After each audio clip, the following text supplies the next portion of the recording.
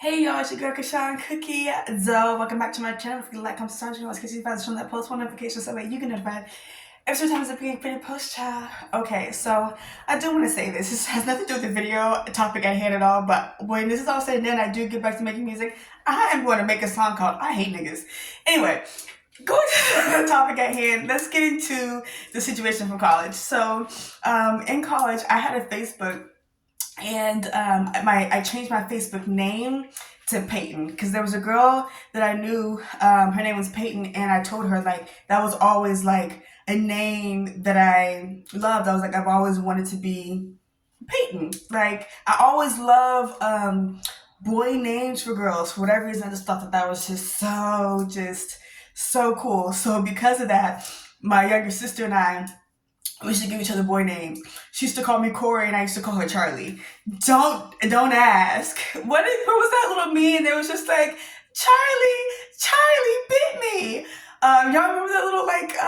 Anyway, if you don't know what the meme is, you have to go search it. But it's really funny. Back to the story. So it was my Facebook topic at hand, right?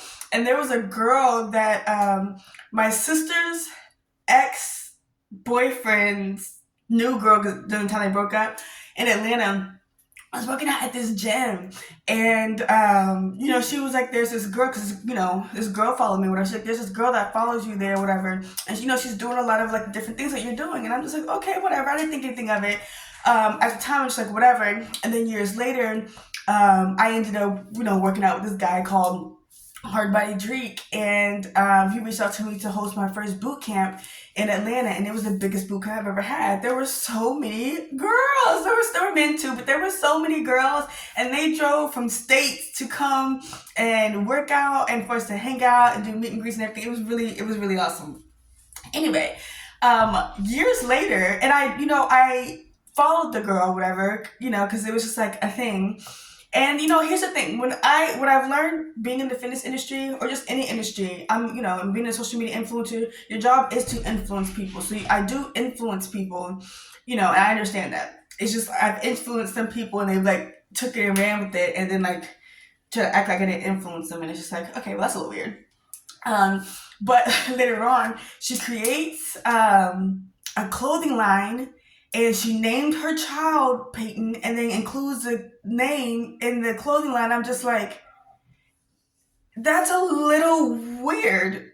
No? Am I true? Okay, I just have a question for y'all. When you do something like that, because the girl was aware of who I was. Like, it wasn't like she didn't know, which is coincidence. The girl was aware of who I was. And we followed each other on social media, whatever. But I just want to know, do y'all think situations like that are weird? Or is it just me? Am I the only one that thinks, okay, maybe that's a little like bizarre and like eyebrow raising? And I don't ever talk about this stuff. There's so many little thoughts that I just be having run in my head. Like I'll sit and analyze something like, that's literally the most I'll say about it. And she's like, okay. And like proceed forward. But as I'm going through the situation, what else am I going to do? I'm sitting in the house, sad, crying, in lawsuits. I have time. So now that I have time, I'm just sitting here going through stuff and I'm just talking. So I'm just like, is that weird? Now, granted, like, have I ever met her in real life? I don't know if I've ever met her in real life. And her partner I never met either. And like, I followed both of them.